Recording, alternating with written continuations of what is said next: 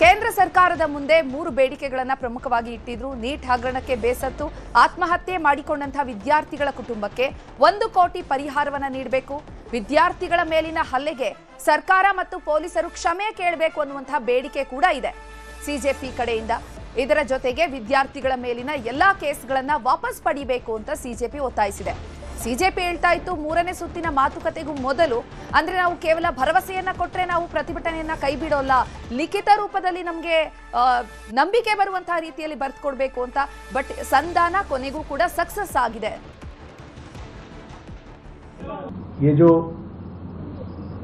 5 point charter है जो आपने मुझे परसों दिया, कल दिया था, उस 5 पॉइंट चार्टर पे हमारा कहना ये है जो एजुकेशन के एग्जामिनेशंस के रिफॉर्म्स के से जुड़ा हुआ है, उसके बारे में हमारा ये कहना है कि हम एजुकेशन के एग्जामिनेशन के रिफॉर्म्स के लिए जो आपका चार्टर है उस पर हम गहन चिंतन भी करेंगे और आपके डेलीगेशन के साथ बातचीत करके जो कुछ भी हम डेलिब्रेट कर सकेंगे वो हम करने का प्रयास करेंगे।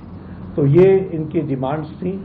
मेरे ख्याल से इन्होंने जो डिमांड्स रखी थी उन सब को सरकार ने सहानुभूतिपूर्वक माना भी है और एक्सेप्ट भी किया है।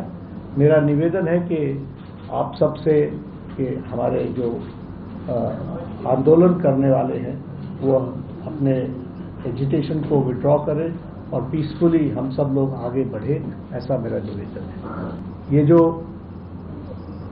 5 पॉइंट चार्टर है जो आपने मुझे परसों दिया, कल दिया था, उस 5 पॉइंट चार्टर पे हमारा कहना ये है जो एजुकेशन के एग्जामिनेशंस के रिफॉर्म्स के से जुड़ा हुआ है, उसके बारे में हमारा ये कहना है कि हम एजुकेशन के एग्जामिनेशन के रिफॉर्म्स के लिए जो आपका चार्टर है उस पर हम गहन चिंतन भी करेंगे और आपके डेलीगेशन के साथ बातचीत करके जो कुछ भी हम डेलिब्रेट कर सकेंगे वो हम करने का प्रयास करेंगे।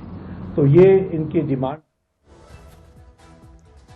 ಇನ್ನು ಈ ಬಗ್ಗೆ ಮತ್ತಷ್ಟು ಮಾಹಿತಿಯನ್ನು ಕೊಡ್ತಾರೆ ನಮ್ಮ ಎಡಿಟರ್ ಹರಿಪ್ರಸಾದ್ ನಮ್ಮ ಜೊತೆ ನೇರ ಸಂಪರ್ಕದಲ್ಲಿದ್ದಾರೆ. ಹರಿಪ್ರಸಾದ್, 35 ದಿನಗಳ ನಂತರ ಕೊನೆಗೂ ಕೂಡ ಸಂಧಾನ ಸಕ್ಸಸ್ ಆಗಿದೆ. ಸಿಜೆಪಿ ಮತ್ತು ವಿದ್ಯಾರ್ಥಿಗಳು ಪ್ರತಿಭಟನೆಯನ್ನ ಕೈ ಬಿಡಲಿಕ್ಕೆ ಪ್ರಮುಖವಾಗಿ ಏನು ಕಾರಣ ಆಯಿತು? ಅಂದರೆ ಇಲ್ಲಿ ಬಹಳ ಮುಖ್ಯವಾಗಿ ನಾವು ಗಮನಿಸಬೇಕಾಗಿರುವಂಥದ್ದು ಚೈತ್ರ, ಒಂದು ನಮ್ಮ ದೇಶದ ಪ್ರಜಾಪ್ರಭುತ್ವದ ವ್ಯವಸ್ಥೆ ಎಷ್ಟು ಗಟ್ಟಿಯಾಗಿದೆ ಅನ್ನೋಂಥದ್ದಕ್ಕೆ. ಯಾಕಂದರೆ ಕೇಂದ್ರ ಸರ್ಕಾರದ ವಿರುದ್ಧದ ಈ ಹೋರಾಟವನ್ನು 37 ದಿವಸಗಳು ಸತತವಾಗಿ ನಡೆಸಿರುವಂಥ ಹೋರಾಟ ಒಂದು ಭಾಗ. ಈ ಹೋರಾಟದ ಮೂಲಕವಾಗಿ ತಮ್ಮ ಬೇಡಿಕೆಗಳನ್ನು ಈಡೇರಿಸಿಕೊಳ್ಳುವುದರಲ್ಲಿ ಸಿಜೆಪಿ ಯಶಸ್ವಿಯಾಗಿದೆ. ಸಿಜೆಪಿ ಅನ್ನುವಂಥದ್ದು ಹುಟ್ಟುಕೊಂಡಿರುವಂಥ ಒಂದು ಆಕಸ್ಮಿಕವಾದಂತಹ ಸಂದರ್ಭದಲ್ಲಿ, ಆದರೆ ಅಲ್ಲಿಂದ ಆರಂಭ ಆಗಿರ್ತಕ್ಕಂಥ ಆ ಮೂಮೆಂಟ್ಗೆ ಅದಾದ ನಂತರ ಈ ನೀಟ್ ಪ್ರಶ್ನೆ ಪತ್ರಿಕೆಗಳ ಸೋರಿಕೆ ಎಲ್ಲ ವಿಚಾರವೂ ಕೂಡ ಬಹಳ ಮುಖ್ಯವಾಗಿ ಸಿಜೆಪಿ ಈ ವಿಚಾರವನ್ನು ಒಂದು ತಾತ್ವಿಕವಾದಂಥ ಅಂತ್ಯಕ್ಕೆ ತೆಗೆದುಕೊಂಡು ಹೋಗೋದರ ಕಡೆಗೆ ಪ್ರಯತ್ನವನ್ನು ಮಾಡಿತು.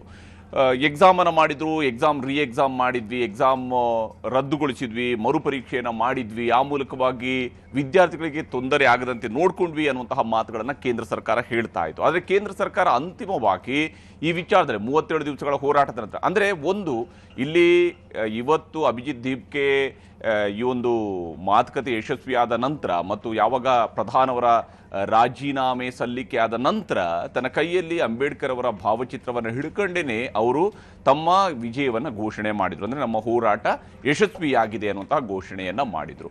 ಮತ್ತು ನಿನ್ನೆ ಪ್ರಧಾನಮಂತ್ರಿಯವರು ಕೂಡ ಸೆಲ್ಫಿ ವಿಡಿಯೋವನ್ನು ಮಾಡಿದಾಗ ಒಂದು ಮಾತನ್ನು ಹೇಳಿದರು, ಹೌದು ನಾವು ಮರುಪರೀಕ್ಷೆಯನ್ನು ನಡೆಸಿದ ನಂತರ ವಿದ್ಯಾರ್ಥಿಗಳು ಪಾಸಾಗಿರುವಂತಹ ವಿದ್ಯಾರ್ಥಿಗಳು ಖುಷಿಯಲ್ಲಿದ್ದರು. ಹಾಗೆಂತೇಳಿ ಒಂದು ಸರ್ಕಾರವಾಗಿ ನಾವು ಅದನ್ನು ಭಾಳ ಖುಷಿ ಪಡುವಂಥ ವಿಚಾರ ಆಗಿರಲಿಲ್ಲ. ಯಾಕೆಂತ ಹೇಳಿದ್ರೆ ಅದು ಮರುಪರೀಕ್ಷೆಯೂ ಕೂಡ ಆಗಿತ್ತು, ನಮಗೂ ಒಂದು ಜವಾಬ್ದಾರಿ ಇತ್ತು, ಅದನ್ನು ನಾವು ನಿಭಾಯಿಸ್ತಾ ತಪ್ಪಿತಸ್ಥರ ವಿರುದ್ಧ ಕ್ರಮ ಕೈಗೊಳ್ಳೋದಕ್ಕೆ ನಾವು ಮುಂದಾಗಿದ್ವಿ ಅಂತೇಳಿ ಸರ್ಕಾರವಾಗಿ ಅವರು ತಪ್ಪಿತಸ್ಥರ ವಿರುದ್ಧ ಕ್ರಮವನ್ನು ಕೈಗೊಳ್ತಾ ಇದ್ದಂತಹ ಸಂದರ್ಭದಲ್ಲೇ ಉತ್ತರದಾಯಿತ್ವದ ಪ್ರಶ್ನೆಯನ್ನ ಯುವ ಸಮೂಹ ಕೇಳ್ತಾ ಇತ್ತು. ಯಾಕಂದರೆ ನಮ್ಮ ದೇಶದಲ್ಲಿ ಬೇರೆ ಬೇರೆ ಸಂದರ್ಭಗಳಲ್ಲಿ ಈ ರೀತಿಯಂಥ ಉತ್ತರದಾಯಿತ್ವವನ್ನು ಅಥವಾ ಹೊಣೆಗಾರಿಕೆಯನ್ನು, ನೈತಿಕ ಹೊಣೆಗಾರಿಕೆ, ಇಲ್ಲಿ ಪ್ರಧಾನವರು ನೇರವಾಗಿ ಭಾಗಿಯಾಗಿದ್ದಾರೆ ಅಥವಾ ಭಾಗಿಯಾಗಿಲ್ಲ ಅನ್ನುವಂಥದ್ದಲ್ಲ, ನೈತಿಕ ಜವಾಬ್ದಾರಿ ಅನ್ನುವಂಥದ್ದು ಬಹಳ ಮುಖ್ಯ ಆಗುತ್ತೆ. ಮತ್ತು ಅದು ಕೊಡುವಂತಹ ಒಂದು ಕಠಿಣ ಸಂದೇಶ ಇದೆಯಲ್ಲ, ಅದು ಮುಂದೆ ಈ ಎಕ್ಸಾಮಿನೇಷನ್ನ ಸುಧಾರಣೆಗಳಲ್ಲಿ ಅದು ಮಹತ್ವದ ಪಾತ್ರವನ್ನು ನಿಭಾಯಿಸುತ್ತೆ. ಧರ್ಮೇಂದ್ರ ಪ್ರಧಾನ್ ಅವರು ಇದ್ಕೊಂಡೇನೆ ಅದನ್ನು ಮುಂದುವರಿಸೋದಕ್ಕೆ ಆಗಲ್ವಾ ಅಂತ ಹೇಳಿದ್ರೆ ಆಗತ್ತೆ, ಅವರು ಇದ್ಕೊಂಡೇ ಮುಂದುವರಿಸ್ಬೋದು. ಆದರೆ ಮತ್ತದೇ ಪ್ರಶ್ನೆಗಳಿರ್ತವೆ. ಈ ಮಂತ್ರಿಯ ಅಡಿಯಲ್ಲಿ ಈ ಕೆಲಸ ನಿಜಕ್ಕೂ ಸರಿಯಾಗಿ ಆಗುತ್ತಾ ಇಲ್ವಾ ಅನ್ನುವಂಥ ಅನುಮಾನ ಇದ್ದೇ ಇರುತ್ತೆ. ಹೀಗಾಗಿನೇ ಯಾವ ಲಾಲ್ ಬಹದ್ದೂರ್ ಶಾಸ್ತ್ರಿ ಅವರು ರಾಜೀನಾಮೆನ ಕೊಟ್ಟಂತ ಘಟನೆ ಏನು ರೈಲ್ವೆ ದುರಂತದ ನಂತರ ಇದೆಯೋ, ಅದು ಯಾವ ಸ್ವರೂಪದ ನೈತಿಕವಾದಂಥ ಒಂದು ಮೌಲ್ಯವನ್ನ ಈ ದೇಶದಲ್ಲಿ ಹುಟ್ಟು ಹಾಕಲಾಗಿತ್ತು, ಆ ನೈತಿಕ ಮೌಲ್ಯವನ್ನೇ ಯುವ ಸಮೂಹ ಕೂಡ ಕೇಳಿರುವಂಥದ್ದು. ಆ ನೈತಿಕ ಮೌಲ್ಯದ ಆಧಾರದ ಮೇಲೆ ನೀವು ರಾಜೀನಾಮೆನ ಕೊಡಿ, ಎಕ್ಸಾಮಿನೇಷನ್ ಸುಧಾರಣೆಗಳಾಗಲಿ, ಆ 21 ಮೃತ ವಿದ್ಯಾರ್ಥಿಗಳೇನಿದ್ದಾರೆ, ರದ್ದುಗೊಳಿಸಿದ ನಂತರ ಆತ್ಮಹತ್ಯೆಗೆ ಶರಣಾದಂಥ ವಿದ್ಯಾರ್ಥಿಗಳೇನಿದ್ದಾರೆ, ಅವರ ಕುಟುಂಬಗಳಿಗೆ ಪರಿಹಾರವನ್ನ ಕೊಡಿ ಅನ್ನುವಂತಹ ಡಿಮ್ಯಾಂಡ್ ಅನ್ನ ಮುಂದಿಟ್ಟರು. ಅದಾದ ನಂತರ ಯಾವಾಗ ಲಾಠಿ ಚಾರ್ಜ್ ಆಯಿತು, ಲಾಠಿ ಚಾರ್ಜ್ ಆದಂತಹ ಸಂದರ್ಭದಲ್ಲಿ ಅದು ಬಹಳ ಹಿಂಸಾತ್ಮಕ ರೂಪದಲ್ಲಿ ನಡೆದಿದೆ. ಲಾಠಿ ಚಾರ್ಜ್ ಅನ್ನೋದ್ರಲ್ಲಿ ಯಾವುದೇ ಅನುಮಾನಗಳಿಲ್ಲ. ಹೀಗಾಗಿ ಈ ಹಿಂಸಾ ರೂಪದಲ್ಲಿ ನಡೆದಿರತಕ್ಕಂತಹ ಲಾಠಿ ಚಾರ್ಜ್ ಅನ್ನ ಮಾಡಿದಂತಹ ಅದಾದ ನಂತರ ದಾಖಲಿಸಿರುವಂತಹ ಪ್ರಕರಣಗಳೇನಿದ್ದಾವೆ, FIRಗಳೇನಿದ್ದಾವೆ, ಆ FIRಗಳನ್ನು ರದ್ದುಗೊಳಿಸಬೇಕು ಅನ್ನೋಂತಹ ಡಿಮ್ಯಾಂಡ್ ಅಡಿಷನಲ್ ಆಗಿ ಸೇರ್ಕೊಳ್ತು ಈ ಒಂದು ಹೋರಾಟಕ್ಕೆ. ಹೀಗಾಗಿ ಈ ಹೋರಾಟ 20ನೇ ತಾರೀಕಿನಿಂದ ಆದಂತಹ ಲಾಠಿ ಚಾರ್ಜ್ ಮತ್ತು ಅದಾದ ನಂತರ ಈ ಇಡೀ ಪ್ರಕರಣ ವ್ಯಾಪಿಸಿದಂತಹ ರೀತಿ ಮತ್ತು ದೊಡ್ಡ ಮಟ್ಟಕ್ಕೆ ಹೋಗೋದಕ್ಕೆ ಶುರುವಾಯಿತು. ಮತ್ತು ವಿದ್ಯಾರ್ಥಿಗಳು ಅಲ್ಲಿ ಮಳೆ ಅಥವಾ ಚಳಿ ಯಾವುದನ್ನು ಕೂಡ ಲೆಕ್ಕಿಸದೆ ಅಲ್ಲೇ ಕುಳಿತು ಜಂತರ್ ಮಂತರ್ನಲ್ಲಿ ಹೋರಾಟವನ್ನು ಮಾಡ್ತಾರೆ ಮತ್ತು ಅದು ದೊಡ್ಡ ಸಂಖ್ಯೆಯಲ್ಲಿ ಹೋರಾಟವನ್ನು ಮಾಡ್ತಾ ಇದ್ದಾರೆ. ಮತ್ತು ಇದು ಇಡೀ ದೆಹಲಿಯಲ್ಲಿ ಒಂದು ರೀತಿಯಾದಂತಹ 10-17 ಮೆಟ್ರೋ ಸ್ಟೇಷನ್ಗಳು ಬಂದ್ ಆಗ್ತವೆ ಅಂತ ಹೇಳಿದ್ರೆ ಅದೇನು ಸುಲಭದ ವಿಚಾರಗಳಲ್ಲಿ. ಯಾವುದೇ ಸರ್ಕಾರಕ್ಕೂ ಕೂಡ ಇದು ಅತ್ಯಂತ ಕಠಿಣ ನಿರ್ಧಾರಗಳಾಗಿರ್ತವೆ. ಇಂತಹ ಪ್ರತಿಭಟನೆಯನ್ನು ಕಂಟ್ರೋಲ್ ಮಾಡೋದಕ್ಕೆ, ಶಾಂತಿ ಸುವ್ಯವಸ್ಥೆಯ ದೃಷ್ಟಿಯಿಂದ ಕಂಟ್ರೋಲ್ ಮಾಡ್ಕೊಳ್ಳೋದಕ್ಕೆ ಮಾಡುವ ಪ್ರಯತ್ನಗಳೆಲ್ಲವೂ ಕೂಡ ಬಹಳ ಕಾಸ್ಟ್ಲಿ ಆಗಿರುತ್ತೆ. ಹೀಗಾಗಿ ಈ ಹಂತದಲ್ಲಿ ಸರ್ಕಾರದ ನಡೆಯನ್ನು ಪ್ರಶ್ನಿಸ್ತಾನೆ ತಮ್ಮ ಬೇಡಿಕೆಗಳನ್ನು ಈಡೇರಿಸಿಕೊಳ್ಳುವಲ್ಲಿ CJP ಯಶಸ್ವಿಯಾಗಿದೆ. ಇದರ ಮೊದಲ ಹಂತದಲ್ಲಿನೇ ಯಾವಾಗ JP ನಡ್ಡಾ ಅವರು ಕರೆಸಿ ಮೊದಲಿಗೆ ಮಾತನಾಡಿದ್ರು, ಅದಾದ ನಂತರ CJP ಅವರ ಡಿಮ್ಯಾಂಡ್ ಪ್ರಕಾರವಾಗಿಯೇ ಇಲ್ಲ, ನಾವು ನಿಮ್ಮ ಕಚೇರಿಗಳಿಗೆ ಬರಲ್ಲ, ನೀವೇನಾದರೂ ಬರೋದಿದ್ರೆ ಜಂತರ್ ಮಂತರ್ಗೆ ಬನ್ನಿ ಅಥವಾ ನ್ಯೂಟ್ರಲ್ ಪ್ಲೇಸ್ಗಳಲ್ಲಿ ಮಾಡಿ ಅಂತ ಕೇಳಿದ್ರು. ಅದಕ್ಕೆ ಒಪ್ಪಿಕೊಂಡಿರುವಂತಹ ಹಂತದಲ್ಲಿನೇ ಎಲ್ಲ ಒಂದು ಸ್ಪಷ್ಟ ಸೂಚನೆ ಇತ್ತು ಕೇಂದ್ರ ಸರ್ಕಾರದಿಂದ, ಇಲ್ಲ ನಾವು ನಿಮ್ಮ ಡಿಮ್ಯಾಂಡ್ಗಳನ್ನು ಕೇಳೋದಕ್ಕೆ ನಾವು ರೆಡಿ ಇದ್ದೀವಿ, ನಾವು ಮಾತುಕತೆಯನ್ನು ನಡೆಸೋಣ ಅಂತ. ಯಾಕಂದ್ರೆ ಮಾತುಕತೆ ಮಾತ್ರನೇ ನಮ್ಮ ದೇಶದಲ್ಲಿ ಯಾವುದೇ ಸಮಸ್ಯೆಗಳಿಗೆ ಪರಿಹಾರವನ್ನು ಹುಡುಕೋದಕ್ಕೆ ಸಾಧ್ಯ ಆಗುತ್ತೆ. ಮತ್ತು ಇಲ್ಲಿ CJP ನೇರವಾಗಿ ಯಾವುದೇ ರಾಜಕೀಯದ ಪಕ್ಷ ಅಲ್ಲ. ಅದು CJP ಅನ್ನುವಂತಹ ಪಕ್ಷವನ್ನು ಅವರು ರೂಪುಗೊಳಿಸಿರುವಂಥದ್ದು ಯಾವುದೇ ಚುನಾವಣೆಯ ದೃಷ್ಟಿಯಿಂದ ಮಾಡಿದ್ದಲ್ಲ, ಆದರೆ ಅದೊಂದು ಮೂವ್ಮೆಂಟ್ನ ರೀತಿಯಲ್ಲಿ ಮಾಡಿದ್ರು. ಹೀಗಾಗಿ ಜೆನ್ಜಿ ಮಾಡಿರ್ತಕ್ಕಂಥ ಈ ಒಂದು ಮೂವ್ಮೆಂಟ್ ಇದೆಯಲ್ಲ, ಇದನ್ನು ಭಾರತದ ಸರ್ಕಾರವು ಕೂಡ ಬಹಳ ಮೆಚೂರ್ ಆಗಿ ಅದನ್ನು ಹ್ಯಾಂಡಲ್ ಮಾಡ್ತಾ ಬಂತು. ಈಗ ಕಡೆಯ ಕ್ಷಣದಲ್ಲಿ ಈಗ ಅದಕ್ಕೆ ಒಪ್ಪಿಕೊಳ್ಳುವಂಥದ್ದು ಯಾವತ್ತೂ ಕೂಡ ನಾನಾ ಅಸ್ತ್ರಗಳನ್ನು ಆಳುವ ಸರ್ಕಾರಗಳು ಬಳಕೆ ಮಾಡುವಂಥದ್ದು ಇದ್ದೇ ಇರುತ್ತೆ ಹೋರಾಟಗಳನ್ನು ವಿಫಲಗೊಳಿಸೋದಕ್ಕೆ. ಆದರೆ ಹೋರಾಟಗಳು ಸಂಘಟಿತವಾಗಿದ್ದು, ಹೋರಾಟಗಳು ನಿಜಕ್ಕೂ ಕೂಡ ಒಂದೇ ಉದ್ದೇಶವನ್ನು ಹೊಂದಿದ್ದಾಗ ಮತ್ತು ಒಳ್ಳೆಯ ಉದ್ದೇಶವನ್ನು ಹೊಂದಿದ್ದಾಗ ಸರ್ಕಾರವೂ ಕೂಡ ಅದನ್ನು ಕೇಳೋ ಕೆಲಸವನ್ನು ಮಾಡುತ್ತೆ. ಮತ್ತು ಆ ಹಂತದಲ್ಲಿ CJP ಯಶಸ್ಸನ್ನು ಕಂಡಿದೆ. ಮತ್ತು ಅಲ್ಲಿ ಯಾವುದೇ ರೀತಿಯಂಥ ಅಹಿತಕರ ಘಟನೆಗಳಿಗೆ ಮುಂದೆ ಅನುವು ಮಾಡಿಕೊಡಬಾರ್ದು ಅನ್ನುವಂಥದ್ದನ್ನು ಪ್ರಧಾನಮಂತ್ರಿಯವರು ಕೂಡ ಒಂದು ಸೂಚನೆಯನ್ನು ಕೊಟ್ಟಿದ್ರು. ಸೋಮವಾರದಿಂದ ಏನು 2ನೇ ವಾರದಲ್ಲಿ ಸೆಷನ್ ಶುರುವಾಗುತ್ತೆ. ಆ ಹಂತಕ್ಕಾದಾಗ ನಾವು ಡೀಟೇಲ್ ಆಗಿ ಚರ್ಚೆಯನ್ನು ಮಾಡ್ತಾನೆ ಒಂದು ಮಸೂದೆಯನ್ನು ಕೂಡ ತರ್ತೀವಿ, ಆ ಮಸೂದೆಗೆ ಅಂಗೀಕಾರವನ್ನು ಪಡ್ಕೊಳ್ತೀವಿ, ಕಠಿಣ ಕ್ರಮಗಳನ್ನು ಕೈಗೊಳ್ತೀವಿ ಅಂತ. ಎಲ್ಲವೂ ಕೂಡ ಸೋಮವಾರಕ್ಕಿಂತ ಮುಂಚಿತವಾಗಿದೆ ಈ ಒಂದು ಹೋರಾಟವನ್ನು ನಿಲ್ಲಿಸುವಂತೆ ನೋಡಿಕೊಳ್ಳುವಂಥದ್ದು. ಆ ಮೂಲಕ ವಿದ್ಯಾರ್ಥಿ ಸಮುದಾಯದಲ್ಲಿ, ಯುವ ಸಮುದಾಯದಲ್ಲಿ ಯಾವ ಒಂದು ಅನುಮಾನಗಳು ಬಂದಿದ್ದಾವಲ್ಲ, ಆ ಅನುಮಾನಗಳನ್ನು ದೂರೀಕರಿಸುವಂತಹ ಕೆಲಸವನ್ನು ಮಾಡಲೇಬೇಕಾಗಿತ್ತು. ಆ ಕೆಲಸವನ್ನು ಈಗ ಕೇಂದ್ರ ಸರ್ಕಾರ ಮಾಡಿದೆ. ಈ ವಿಚಾರದಲ್ಲಿ ರಾಜಕೀಯವಾದಂತಹ ನಿಲುವುಗಳಿದ್ದಾವೆ, ಈ ವಿಚಾರದಲ್ಲಿ ನಾನಾ ರೀತಿಯಂತಹ ಆರೋಪಗಳಿದ್ದಾವೆ, ಇವೆಲ್ಲವೂ ಕೂಡ ಒಂದು ಭಾಗ. ಆದರೆ CJP ತನ್ನ ಸಿಂಪಲ್ ಆಗಿರುವಂತಹ ಪಾಯಿಂಟ್ಗಳನ್ನು ಹೇಳ್ತಾ ಹೋಯಿತು. ಅವ್ರಿಗೆ ಬಹಳ ದೊಡ್ಡ ರಾಜಕೀಯದ ಅಜೆಂಡಾದ ಪಾಯಿಂಟ್ಗಳಿಗಿಂತ ಹೆಚ್ಚಾಗಿ ಸಿಂಪಲ್ ಆಗಿತ್ತು ಪಾಯಿಂಟ್ಗಳು. ವಿದ್ಯಾರ್ಥಿಗಳಿಗೆ ಯಾರು ಮೃತ ವಿದ್ಯಾರ್ಥಿಗಳಿದ್ರೆ ಅವರಿಗೆ ಕಾಂಪನ್ಸೇಷನ್ ಕೊಡಿ, ಹಾಗೆಯೇ ಧರ್ಮೇಂದ್ರ ಪ್ರಧಾನ್ ಅವರ ರಾಜೀನಾಮೆಯನ್ನು ಕೊಡಿಸಿ ಅಂತ ಹೇಳುವಂಥದ್ದು. ಅದರಲ್ಲಿ ಈಗ ಯಶಸ್ವಿಯಾಗಿದ್ದಾರೆ. ಮತ್ತು ಇದು ಖಂಡಿತವಾಗಲೂ ಕೂಡ ದೇಶದಲ್ಲಿ ಮುಂದೆ ಬರಬಹುದಾಗಿರುವಂಥ ಯಾವುದೇ ಪರೀಕ್ಷೆಗಳ ಸಂದರ್ಭಗಳಲ್ಲಿ ಒಂದು ಪಾರದರ್ಶಕತೆಯನ್ನು ತರೋದಕ್ಕೆ ಒಂದು ಮೊದಲ ಹೆಜ್ಜೆ ಆಗ್ಬೋದು. ದಕ್ಷಿಣ ಭಾರತದಲ್ಲಿ, ವಿಶೇಷವಾಗಿ ನಮ್ಮ ಕರ್ನಾಟಕದಂತಹ ರಾಜ್ಯಗಳಲ್ಲಿ ಬಹಳಷ್ಟು ಪರೀಕ್ಷೆಗಳು, ವಿಶೇಷವಾಗಿ ವಿದ್ಯಾರ್ಥಿಗಳಿಗೆ ಸೀಟ್ ಹಂಚಿಕೆಯ ಪರೀಕ್ಷೆಗಳಿಂದವೆ, ಅದು ಪಾರದರ್ಶಕವಾಗಿ ನಡೀತದೆ. ಆದರೆ ಇಲ್ಲೂ ಕೂಡ, ನಮ್ಮಲ್ಲೂ ಕೂಡ ಬೇರೆ ಬೇರೆ ರಿಕ್ರೂಟ್ಮೆಂಟ್ಗೆ ಸಂಬಂಧಪಟ್ಟಂತಹ ಪರೀಕ್ಷೆಗಳು ಅದೇ ಸ್ವರೂಪದಲ್ಲಿ ನಡೀತಾ ಇದೆಯಾ ಅನ್ನೋದಕ್ಕೆ ಬಹಳಷ್ಟು ಪ್ರಶ್ನಾರ್ಥಕ ಚಿಹ್ನೆಗಳಿದ್ದಾವೆ, ಪ್ರಶ್ನೆಗಳಿದ್ದಾವೆ. ಹಾಗೆಯೇ ಕೇಂದ್ರ ಮಟ್ಟದಲ್ಲೂ ಕೂಡ ಅಲ್ಲಿ ನಮ್ಮ ಇಲ್ಲೇನು ಕರ್ನಾಟಕದಲ್ಲಿ ಎಕ್ಸಾಂಪಲ್ KEA ನಡೆಸುವಂತಹ CETಯ ರೀತಿಯಾದಂತಹ ಪರೀಕ್ಷೆಯನ್ನು ನೀಟ್ ಮೂಲಕವಾಗಿ NTA ನಡೆಸ್ತಾ ಇದೆ, ಆ ಪರೀಕ್ಷೆಯಲ್ಲೇ ಪ್ರಶ್ನೆ ಪತ್ರಿಕೆಗಳು ಸೋರಿಕೆ ಆಗುತ್ತೆ ಅಂತ ಹೇಳಿದಾಗ ಸಹಜವಾಗಿಯೇ ವಿದ್ಯಾರ್ಥಿಗಳಿಗೆ ಎದುರಾಗುವಂಥ ಅತಿ ದೊಡ್ಡ ಅನುಮಾನ ಅಂದರೆ ಇದು ದುಡ್ಡಿದ್ದವರ ಪರವಾಗಿರುವಂಥದ್ದು ಅಂತ ಹೇಳಿ. ಹೀಗಾಗಿ ಅದನ್ನು ದೂರ ಮಾಡುವಂತಹ ಜವಾಬ್ದಾರಿಯೂ ಕೂಡ ಈಗ ಇದೆ. ಧರ್ಮೇಂದ್ರ ಪ್ರಧಾನ್ ಅವರ ರಾಜೀನಾಮೆಯಿಂದ ಎಲ್ಲವೂ ಕೂಡ ಬಗೆಹರಿಯೋದಿಲ್ಲ, ಆದರೆ ಸಿಸ್ಟಮ್ನಲ್ಲಿ ಸುಧಾರಣೆ ಆಗಲೇಬೇಕಾಗಿದೆ. ಅಥವಾ ಕಠಿಣ ಮಸೂದೆಯನ್ನು ತಂದ ತಕ್ಷಣವೇ ಎಕ್ಸಾಮ್ ಸೋರಿಕೆ ಕ್ವೆಶ್ಚನ್ ಪೇಪರ್ ಸೋರಿಕೆ ಆಗೋದಿಲ್ಲ ಅಂತ ಹೇಳೋಕ್ಕಾಗೋದಿಲ್ಲ.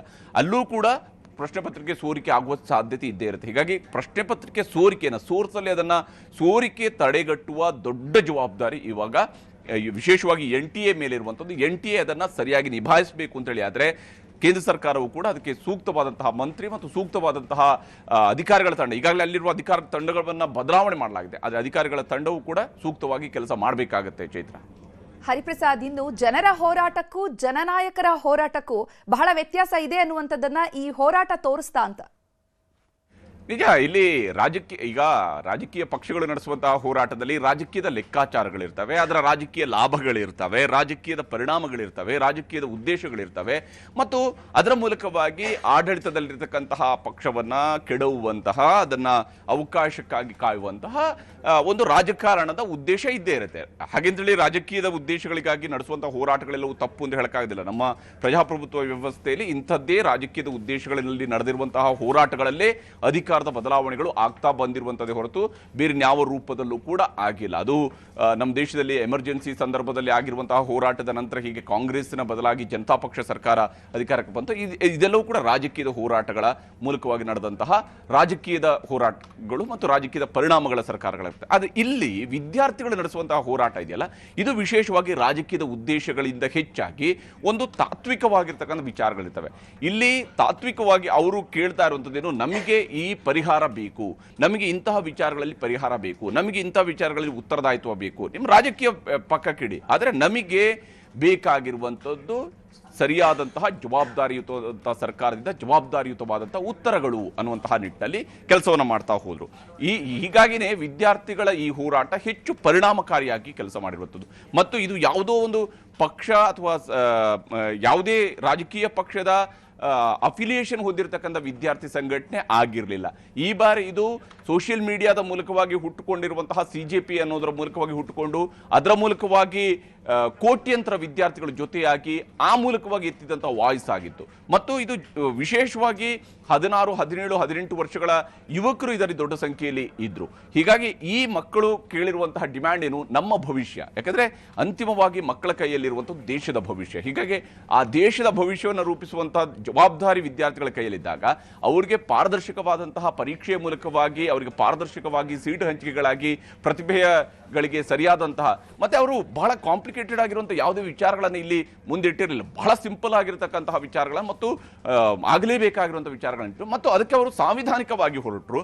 ಗಾಂಧಿ ಮಾಡೆಲ್ ಆಗಿರುವಂತಹ ಅಹಿಂಸೆಯ ಮಾರ್ಗವನ್ನು ಹಿಡ್ಕೊಂಡ್ರು, ಉಪವಾಸದ ಮಾರ್ಗವನ್ನು ಹಿಡ್ಕೊಂಡ್ರು. ಸೋನಂ ವಾಂಗ್ಚುಕ್ ಅವರ ಉಪವಾಸ ಇರಬಹುದು, ದೀಪ್ ಕೆ ಅವರ ನೇತೃತ್ವ ಇರಬಹುದು, ಇವೆಲ್ಲವೂ ಕೂಡ ಒಂದು ರೀತಿಯಲ್ಲಿ ವಿದ್ಯಾರ್ಥಿಗಳ ಒಂದು ಹೋರಾಟದ ಸ್ವರೂಪವನ್ನು, ಹೊಸ ಸ್ವರೂಪದ ಹೋರಾಟ, ಅಲ್ಲಿ ಯಾವುದೇ ಹಿಂಸೆಗೆ ಅವಕಾಶವನ್ನು ಕೊಡಬಾರ್ದು ಅನ್ನುವಂತಹ ನಿಟ್ಟಿನಲ್ಲಿ ಹೋದ್ರು. ಇದೆಲ್ಲವೂ ಕೂಡ ಪರಿಣಾಮಕಾರಿಯಾಗಿ ಸರ್ಕಾರಕ್ಕೂ ಮೇಲೂ ಕೂಡ ಪ್ರಭಾವವನ್ನು ಬೀರೋದಕ್ಕೆ ಕಾರಣ ಆಗುತ್ತೆ. ನೋಡಿ, ಅಲ್ಲಿ ಕೆಲವು ವಿದ್ಯಾರ್ಥಿಗಳ ಮೇಲೆ ಲಾಠಿ ಚಾರ್ಜ್ ಆದಾಗ ಹೊಡೀರಿ ಅಂತ ಕೂಡ ಸುಮ್ಮನೆ ನಿಂತ್ಕೊಂಡಿರ್ತಾರೆ, 3-4 ಸಲ ಹೊಡಿತಾರೆ ಪೊಲೀಸರು. ನಂತರ ಅವ್ರಿಗೂ ಕೂಡ ರಿಯಲೈಸ್ ಆಗುತ್ತೆ ಇಲ್ಲಿ ಹೊಡಿದ್ರೆ ಆಗೋದಿಲ್ಲ ಅಂತೇಳಿ. ಯಾಕಂದ್ರೆ ಓಡ್ತಾ ಇರೋನಿಗೆ ಹೊಡೆಯೋದು ಸುಲಭ, ಆದರೆ ನಿಂತು ಅದನ್ನು ಪ್ರತಿಭಟಿಸಿದವನಿಗೆ ಹೊಡೆಯೋಕ್ಕಾಗಲ್ಲ. ಗಾಂಧಿ ಹೇಳಿರೋದು ಅದೇ ಮಾತನ್ನೇ, ನಿಮ್ಮ ಒಂದು ಕೆನ್ನೆಗೆ ಹೊಡೆದ್ರೆ ಇನ್ನೊಂದು ಕೆನ್ನೆಯನ್ನ ತೋರಿಸು, ಆವಾಗ ಹೊಡೆಯುವಂಥವ್ರಿಗೂ ಕೂಡ ಭಯ ಆಗತ್ತೆ ಅನ್ನೋಂಥದ್ದು ಇದೆಯಲ್ಲ, ಅದೇ ಇಲ್ಲಿ ವಿದ್ಯಾರ್ಥಿಗಳು ಅದನ್ನು ಕಾರ್ಯರೂಪದಲ್ಲಿ ತೋರಿಸಿರ್ತಕ್ಕಂತಹ ಸ್ವರೂಪಗಳಿವು. ಇದು ಪರಿಣಾಮಕಾರಿಯಾಗಿ ಕೆಲಸ ಮಾಡಿದೆ ಮತ್ತು ಆ ಮೂಲಕವಾಗಿ CJPಗೆ ಒಂದು ಜಯ ಸಿಕ್ಕಿದೆ. ಅದು ಸಹಜವಾಗಿಯೇ ಮುಂದೆ ಪರೀಕ್ಷೆಗಳ ಸುಧಾರಣೆಗೆ ಬಹಳ ಮುಖ್ಯವಾದಂತಹ ಕಾರಣ ಆಗಬಹುದು. ಮತ್ತು ಅವರು ಇನ್ನೊಂದು ಬೇಡಿಕೆ ಇಟ್ಟಿದ್ದಾರೆ, ಫ್ಯೂಚರಲ್ಲಿ ಯಾವುದೇ ವಿದ್ಯಾರ್ಥಿಗಳು ಹೋರಾಟ ನಡೆಸಿದಾಗ ಹಿಂಸಾಚಾರ ಆಗಬಾರ್ದು, ಲಾಠಿ ಚಾರ್ಜ್ ಆಗಬಾರ್ದು, ಈ ರೀತಿಯಂತಹ ಬೇಡಿಕೆಗಳನ್ನು ಇಟ್ಟಿದ್ದಾರೆ. ಅದಕ್ಕೂ ಕೂಡ ಸರ್ಕಾರ ಒಪ್ಪಿಕೊಂಡಿದೆ. ಆದರೆ ಅವೆಲ್ಲವೂ ಕೂಡ ಕಾಲ ನಿರ್ಧರಿಸುವಂಥದ್ದು, ಆ ಹೋರಾಟದ ಸ್ವರೂಪವು ಮತ್ತು ಕಾಲವು ನಿರ್ಧರಿಸುವಂತಹ ವಿಚಾರಗಳು. ಆದರೆ ಒಂದು ಒಳ್ಳೆಯ ಆಶಯವನ್ನಂತವರು ಜನರ ಮುಂದೆ ಇಟ್ಟಿರುವಂಥದ್ದು ಸ್ಪಷ್ಟವಾಗಿ ಗೋಚರಿಸ್ತಾ ಇರುವಂಥದ್ದು. ಚೈತ್ರ. ಓಕೆ, ಧನ್ಯವಾದ ಹರಿಪ್ರಸಾದ್.